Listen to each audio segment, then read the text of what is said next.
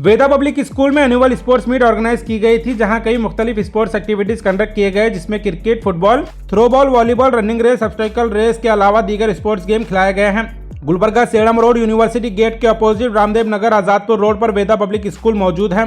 ये स्कूल शहर का one of the best CBSE affiliated school है, जहां स्टूडेंट्स के फ्यूचर पर फोकस कर टॉप क्वालिटी एजुकेशन दिया जा रहा है।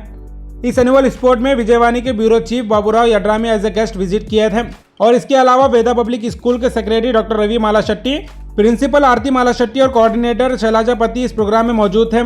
इन सभी की मौजूदगी में एनुअल स्पोर्ट मीट ऑर्गेनाइज किया गया था, जिसमें स्टूडेंट्स ने काफी बेहतरीन परफॉर्मेंस दिया है। वेदा पब्लिक स्कूल में वेल क्वालिफाइड टीचिंग स्टाफ की मौजूदगी में काफी बेहतरीन एजुकेशन दिया जा रहा है। अगर आप भी अपने बच्चों का एडमिशन वेदा पब्लिक स्कूल में करवाना चाहते हैं तो आपके लिए साल 2025-26 के लिए एलकेजी से क्लास 10 तक एडमिशन स्टार्ट हो चुके हैं। Veda public school Sedam road university second gate के अपोजिट रामदेव नगर आजादपुर रोड पर मौजूद है।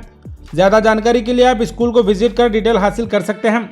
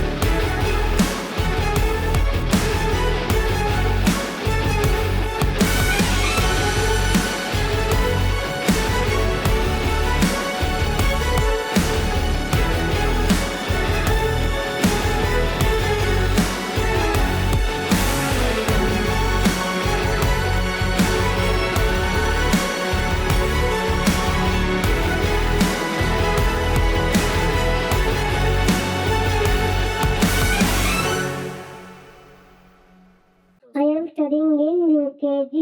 My school name is Veda Public School. Today I am going to speak about importance of sports. Sports are very important in our life. Some sports like Ludo, chess, carom to play in small places.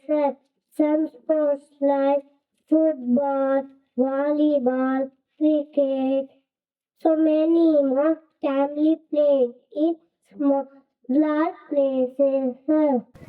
ಇವತ್ತಿನ ಮಕ್ಕಳೇ ನಾಳಿನ ನಾಯಕರು. ಯಾಕಂತಂದರೆ ಒಂದು ಭವ್ಯ ಭಾರತವನ್ನು, ಭವ್ಯ ನಾಡನ್ನು ನಾವು ಕಟ್ಟಬೇಕು ಅಂತಂದರೆ ಇಸ್ ಎ ಮಕ್ಕಳೇ ನಾಡಿನ ಶಕ್ತಿ. ಅಂತಹ ಮಕ್ಕಳನ್ನು ಭಾಳ ಅದ್ಭುತವಾಗಿ ಇಲ್ಲಿ ರವಿ ಸರು ಮತ್ತು ಆರತಿ ಮೇಡಮ್ ಮತ್ತು ಅವ್ರ ಟೀಮ್ ಭಾಳ ಅದ್ಭುತವಾಗಿ ಮಕ್ಕಳನ್ನು ತಯಾರು ಮಾಡುತ್ತೆ ಅಂತ ಹೇಳೋಕ್ಕೆ ನನಗೆ ಭಾಳ ಖುಷಿ ಅನ್ನಿಸ್ತಾ ಇದೆ. ಕ್ರೀಡೆಗಳು ಅಂತಂದರೆ ಮಕ್ಕಳಿಗೆ ಭಾಳ ಎಲ್ಲಿ ಹೋಗ್ಬೇಕು, ಮಕ್ಕಳನ್ನ ನನ್ನ ಸ್ಟೂಡೆಂಟ್ಸ್ ನೋಡೋ ಭಾಳ ಖುಷಿ ಆಗ್ತದೆ ಈ ಕ್ರೀಡೆಗಳಲ್ಲಿ ಪಾಲ್ಗೊಳ್ಳುವುದು. ಯಾಕಂತಂದರೆ ಸೋಲು ಗೆಲುವು ಮುಖ್ಯ ಅಲ್ಲ. ಭಾಳಷ್ಟು ಜನ ವಿದ್ಯಾರ್ಥಿಗಳು ಪ್ರತಿಯೊಬ್ಬ ವಿದ್ಯಾರ್ಥಿಯು ಗೆಲ್ಲಲೇಬೇಕು ಅಂತ ಆಟದಲ್ಲಿ ಭಾಗವಹಿಸಬೇಕು. ಗೆಲ್ಲದೇ ಇದ್ದರೆ ಈ ಸಲ ಅಲ್ಲದೆ ಮುಂದಿನ ಸಲ ನಾನು ಗೆಲ್ತೀನಿ ಅನ್ನೋ ಛಲವನ್ನು ಹಾಗೆ ಮುಂದುವರಿಸ್ಕೊಂಡು ಹೋಗ್ಬೇಕು. ವೇದ ಪಬ್ಲಿಕ್ ಸ್ಕೂಲ್ ಆವರಣಕ್ಕೆ ಬಂದರೆ ಇಲ್ಲಿ ಕಲಿತಿರತಕ್ಕ ಮಕ್ಕಳನ್ನು ನೋಡಿದ್ರೆ, ಶಿಕ್ಷಕರನ್ನು ನೋಡಿದಾಗ ಏನು ಅನಿಸ್ತದೆ ಅಂತಂದರೆ ನಾವು ಕಲಿಕೆಯಲ್ಲಿ ಹಿಂದುಳಿದವರಲ್ಲ ಅನ್ನೋದನ್ನು ಈ ಶಾಲೆ ಸಾಬೀತು ಮಾಡ್ತಾ ಇದೆ ಅಂತ ನಾನು ಭಾವಿಸ್ಕೊತೀನಿ. ಯಾಕೆಂದರೆ ಲಾಸ್ಟ್ ಇಯರ್ SLC ಮಕ್ಕಳು ಫಸ್ಟ್ ಬ್ಯಾಚ್ ಹೊರಗೆ ಬಂದಾಗ 100% ರಿಸಲ್ಟ್ ಬರೋದು. ಯಾಕೆಂತಂದರೆ 100% ರಿಸಲ್ಟ್ ಬರೋದು ಅಂತಂದರೆ ಒಂದು ಸಾಮಾನ್ಯ ಮಾತಲ್ಲ. ಅದರ ಹಿಂದ್ಗಡೆ ಶಿಕ್ಷಕರ ಮತ್ತು ಆಡಳಿತ ಮಂಡಳಿಯವರ ಎಷ್ಟೊಂದು ಪರಿಶ್ರಮ ಇರ್ತದೆ. ಹಾಗೆ ನಿಮ್ಮ ವಿದ್ಯಾರ್ಥಿಗಳು ಸಹ ಓದುವ ಪರಿಶ್ರಮ ಅಷ್ಟೇ. ಹೀಗಾಗಿ ನೀವು ಓದಿನ ಜೊತೆಗೆ ಪಠ್ಯೇತರ ಚಟುವಟಿಕೆಗಳಾದ ಈ ಕ್ರೀಡಾಕೂಟಗಳಲ್ಲಿ ಬೇರೆ ಬೇರೆ ಚಟುವಟಿಕೆಗಳಲ್ಲಿ ತೊಡಗಿಸಬೇಕು. ಯಾಕೆಂದರೆ ಕ್ರೀಡೆಗಳು, ಯಾಕಂದರೆ ಒಂದು ವಿವೇಕಾನಂದ ಅವರೊಂದು ಮಾತಾಡ್ತಾರೆ, ಸದೃಢ ದೇಹ ಇದ್ದಾಗ ಅಷ್ಟೇ ಸ್ಟ್ರಾಂಗ್ ಆದಂಥ ಮೈಂಡ್ ಸಹ ಇರ್ತದೆ ಅಂತ ವಿವೇಕಾನಂದ ಅವರು ಹೇಳ್ತಿದ್ರು. ಈ ವೇದ ಪಬ್ಲಿಕ್ ಶಾಲೆ ಕಲ್ಯಾಣ ಕರ್ನಾಟಕದ ಹೆಮ್ಮೆಯ ಶಾಲೆ ಆಗಲಿ, ಇದೊಂದು ಇನ್ನಷ್ಟು ಹೆಮ್ಮರವಾಗಿ ಬೆಳೀಲಿ. ಇವತ್ತು LKG ಇಂದ SLC ವರೆಗೂ ಮಕ್ಕಳು ಓದ್ತಾ ಇದ್ದಾರೆ. ಮುಂದಿನ ದಿನಮಾನಗಳಲ್ಲಿ PU ಕಾಲೇಜ್ ಆಗಲಿ, ಡಿಗ್ರಿ ಕಾಲೇಜ್ ಆಗಲಿ ಆ ಹಂತಕ್ಕೆ ಬೆಳೀಲಿ, ವಿಶ್ವವಿದ್ಯಾಲಯದ ಮಟ್ಟದವರೆಗೂ ಈ ಸಂಸ್ಥೆ ಬೆಳೀಲಿ ಅಂತ ಹೇಳಿ ನಾನು ಹಾರೈಸ್ತೀನಿ. ಯಾಕೆ ಅಂತಂದರೆ ರವಿ ಅಣ್ಣವರು ವಿಶ್ವೇಶ್ವರಯ್ಯ ಟೆಕ್ನಿಕಲ್ ಯೂನಿವರ್ಸಿಟಿಯಲ್ಲಿ ಇರ್ತಕ್ಕಂಥ ಉದ್ಯೋಗವನ್ನು ಬಿಟ್ಟು ಒಂದು ಮಕ್ಕಳಿಗೆ, ನಮ್ಮ ಭಾಗದ ವಿದ್ಯಾರ್ಥಿಗಳಿಗೆ ಒಂದು ಉನ್ನತವಾದ ಮತ್ತು ಮಹತ್ತರವಾದ ಗುಣಮಟ್ಟದ ಶಿಕ್ಷಣ ಕೊಡಬೇಕು ಅನ್ನೋ ಒಂದು ಮಹತ್ವದ ಉದ್ದೇಶವನ್ನು ಇಟ್ಟುಕೊಂಡು ಆ ಉದ್ಯೋಗಕ್ಕೆ ಗುಡ್ ಬೈ ಹೇಳಿ ಒಂದು ಶಿಕ್ಷಣ ಸಂಸ್ಥೆಯನ್ನು ಕಟ್ಟಿದ್ದಾರಲ್ಲ, ಅದಕ್ಕೆ ನಾನು ರವಿಯವರಿಗೆ ಮೊದಲು ನಾನು ಸಲ್ಯೂಟ್ ಹೊಡಿತೀನಿ. ಯಾಕೆ ಅಂತಂದರೆ ಬಹುತೇಕರು ಏನು ಮಾಡ್ತೀವಿ ನಾವು ಅಂತಂದರೆ, ಒಂದೆಲ್ಲಾದ್ರೂ ನೌಕರಿ ಸಿಕ್ಕರೆ ಸಾಕಪ್ಪ, ಆಗಿನ ಮಟ್ಟಿಗೆ ನಾವು ಆರಾಮಿರ್ಬೋದು ಅನ್ನೋ ಭಾವನೆಯನ್ನು ನಾವು, ಆ ಮನೋಸ್ಥಿತಿಯನ್ನು ನಾವು ಹೊಂದಿರ್ತೀವಿ. ಆದರೆ ಆ ಮನೋಸ್ಥಿತಿಯನ್ನು ತೊರೆದು, ಇಲ್ಲ ನಾನೇನಾದರೂ ಮಾಡಬೇಕು, ನಮ್ಮ ಊರಿನಲ್ಲಿ ನಾನು ಏನೋ ಸಾಧನೆ ಮಾಡಬೇಕು, ಒಂದು ಸ್ಕೂಲನ್ನು ಕಟ್ಟಬೇಕು, ಮಕ್ಕಳಿಗೆ ಅನುಕೂಲ ಮಾಡಿಕೊಡ್ಬೇಕು ಅನ್ನೋ ಒಂದು ಬಹಳ ಅಪೇಕ್ಷೆಯಿಂದ ಬಂದು ಇವತ್ತು ಈ ಸಂಸ್ಥೆಯನ್ನು ಕಟ್ಟಿದಾರಲ್ಲ, ಅದಕ್ಕೆ ಇಂತಹ ವ್ಯಕ್ತಿಗೆ ಇವತ್ತು ರೋಲ್ ಮಾಡಲ್ ಅಂತ ನೀವೆಲ್ಲ ಹೊಂಟ್ರೆ 100% ನಿಮಗೆ ಗೆಲುವಾಗ್ತದೆ. ಈ ಕ್ರೀಡೆಗಳಲ್ಲಿ ಗೆಲುವಾಗ್ತದೆ, ನಿಮ್ಗೆ ಜೀವನದಲ್ಲಿ ಸಹ ಗೆಲುವಾಗ್ತದೆ. ಯಾಕೆಂತಂದರೆ ಮಾಡೋದಾದರೆ ಒಬ್ಬ ಯಶಸ್ವಿ ಉದ್ಯಮಿ ಆಗ್ತೀನಿ ಅಂತಂತಂದರೆ ವಿಜಯ್ ಸಂಕೇಶ್ವರ್ ಅವರಂತೆ ಉದ್ಯಮಿ ಆಗಿರಿ. ಯಾಕೆಂದರೆ 2 ಲಕ್ಷ ರೂಪಾಯಿಯನ್ನು ಸಾಲ ಮಾಡಿ ತಗೊಂಡು ಸುಮಾರು ಇವತ್ತು 9,000 ಕೋಟಿ ರೂಪಾಯಿ ಟರ್ನ್ ಓವರ್ ಮಾಡುವಂಥ ದೊಡ್ಡ ಬೃಹತ್ ಸಂಸ್ಥೆಯನ್ನು ಕಟ್ಟಿದಂಥ ವ್ಯಕ್ತಿ, ಅಂಥ ಉದ್ಯಮಿ ಆಗಿರಿ. ಇಲ್ಲ ನಾನು ದೊಡ್ಡ ಶಿಕ್ಷಣ ಸಂಸ್ಥೆ ಕಟ್ತೀನಿ, ಒಂದು ದೊಡ್ಡ ಮದುವೆ ಮಾಡ್ತೀನಿ ಅಂತಂದರೆ ರವಿ ಮಲ್ಶೆಟ್ಟಿ ಅವರಂಥವ್ರು ಆಗಲಿಕ್ಕೆ, ಆರತಿ ಮೇಡಮ್ ಅವರು ಹಂಗೆ ಆಗಲಿಕ್ಕೆ ನೀವೆಲ್ಲರೂ ಹೆಜ್ಜೆ ಇಡ್ತೀರಿ ಅಂತ. ಯಾಕಂದರೆ ನಮಗೆ ದೊಡ್ಡವರನ್ನು ನೋಡಿ ಸಾಧನೆ ಮಾಡಬೇಕು ಅನ್ನೋದನ್ನು ನಾವು ಹೆಜ್ಜೆ ಇಟ್ಟರೆ ನಿಜವಾಗ್ಲೂ ಆ ಹಾದಿಯಲ್ಲಿ ಸಣ್ಣದೊಂದು ಪ್ರಯತ್ನ. ಯಾಕಂತಂದರೆ ನೀವು ಮೊನ್ನೆ ಈ ಗುಕೇಶನ್ ದೊಮ್ಮರಾಜನ ಮೊನ್ನೆ ವಿಶ್ವ ಚೆಸ್ ಚಾಂಪಿಯನ್ ಆದ, ಅವನ ಹಿಸ್ಟ್ರಿಯನ್ನು ನೀವು ತೆಗೆದು ನೋಡ್ರಿ. ಅವನು 7ನೇ ಕ್ಲಾಸಲ್ಲಿ ಇರಬೇಕಾದ್ರೆ ಮೊದಲನೇದಾಗಿ ಚೆಸ್ ಆಡಲಿಕ್ಕೆ ಆರಂಭಿಸಿದ. 7ನೇ ಕ್ಲಾಸಲ್ಲಿ ಅಂತಂದರೆ 14 ವರ್ಷ ಆಯ್ತು. Hello everyone. Embracing the spirit of sportsmanship, today we have conducted our annual sports meets 2024-25. And today I would like to thank the Babro Edrami sir, who is the bureau chief of the Vijayawani, who is the chief guest of today's function.